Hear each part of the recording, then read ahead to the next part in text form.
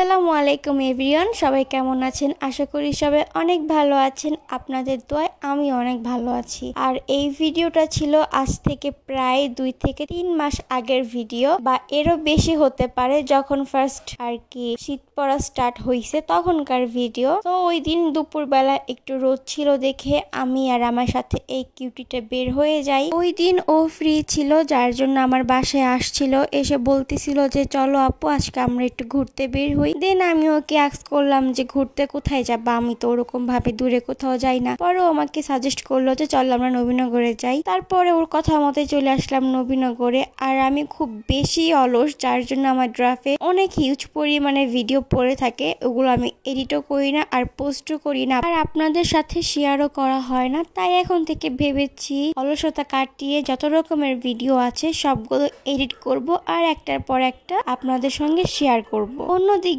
আমি ঘুরতে ঘুরতে হাওয়া হয়ে গিয়েছিলাম। তারপর আমার জুনিয়র আমাকে ধরে নিয়ে আসছে, আর আমি আমার জুনিয়রকে বলতেছিলাম যে ফোন যেন শেক না করে। ভাইরে ভাই কি বলবো, সে এত পরিমাণে ফোন শেক করছে যা বলার বাহিরে। তারপরে আমরা এই সাইডে চলে আসলাম। ওই দিনটা একেবারে নিরিবিলি ছিল, আমাদের জন্য প্লাস পয়েন্ট হয়েছে। আর এই ভাইটা মনে হয় ছেঁকা খাইছে, তার গার্লফ্রেন্ডের জন্য ওয়েট করতেছিল। আমরা অনেকক্ষণ দাঁড়ায় দেখতেছিলাম যে ভাইয়াটা একা একা দাঁড়ায় আছে। যাই হোক, তারপর আমরা একটু এই পাশে আসলাম। আর এই যে দুইটা ভাই আর আপুকে দেখছেন পিছন দিয়ে যাচ্ছিল, ওনারা একটু চিপার মধ্যে যা বসে বসে গল্প করতেছিল। দেন হচ্ছে পুলিশ ওনাদেরকে ডাক দিয়ে ভিতরে নিয়ে গেল, আর এর ফাঁকে আমি একটু ফুটেজও নিয়ে নিলাম। এরপর আমরা একটু রোদে এসে বসলাম। আর ওই দিনটা একটা ছেলে ছিল যে আমাদেরকে অনেক বেশি ফলো করতেছিল। আমি আপনাদেরকে দেখাচ্ছি, এই ছেলেটা এত ফলো করতেছিল, আমি যখন নবীনগরে আসছি তখন থেকে ফলো করতেছিল আর আমাদের ভিডিও নিচ্ছিল। পরে আমি একটু জুম করে যখন তার ভিডিও নিচ্ছিলাম তখন সে হাসতেছিল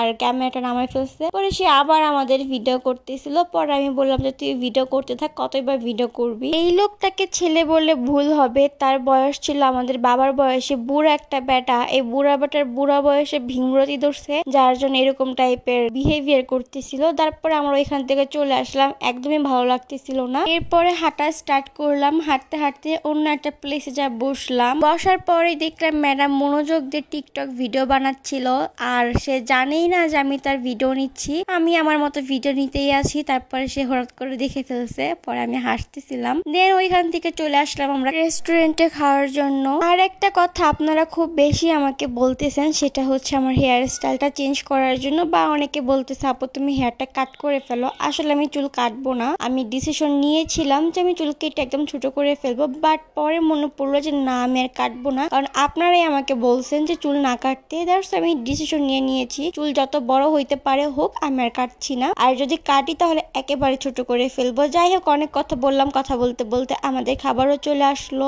আমরা এই পাস্তাটা ফার্স্ট টাইম নিচ্ছিলাম, এটা কি পাস্তা ভুলে গেছি, যার জন্য একটাই নিছি, দুজন শেয়ার করে খাচ্ছিলাম। এরপর আমাদের খাওয়া দাওয়া শেষ হলে আমরা রিক্সায় উঠে পড়ি বাসে যাওয়ার উদ্দেশ্যে। আর এত বাতাস ছিল, খুব ঠান্ডা লাগতেছিল, তো আমি ওকে এই কথাই বলতেছিলাম আর হাসতেছিলাম যে সোয়েটার কেন নিয়ে আসি নাই। আর আপনারা যারা আমার ভিডিওটি দেখছেন সবাই আমার ভিডিওটি লাইক, ফলো এবং শেয়ার করে দেন। আর এই হচ্ছে বাহিরের ওয়েদার, দেখেন কুয়াশা পড়ে চারিদিক ঢাকা পড়ে গেছে, ভিউটাও খুব সুন্দর ছিল। যাই হোক, আজকের ভিডিও এই পর্যন্তই। সবাই ভালো থাকবেন, সুস্থ থাকবেন, আল্লাহ হাফেজ।